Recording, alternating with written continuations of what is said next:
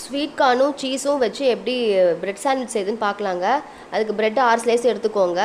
Red chilli sauce, oregano powder, சீஸை துருவி வச்சுக்கோங்க. ஸ்வீட் கார்னை வேக வச்சு உதுத்து வச்சுக்கோங்க. மிக்சிங் பவுலில் red chilli sauce, oregano powder, cheese துருவினது, கார்ன் வேக வச்சது எல்லாத்தையும் போட்டு நல்லா மிக்ஸ் பண்ணிக்கோங்க. அதில் ஒரு சிட்டிகை உப்பும் அப்புறம் மிளகு ஜீரகம் பவுடர் போட்டுக்கோங்க. அது நல்லா டைஜஷனுக்கு உதவும்.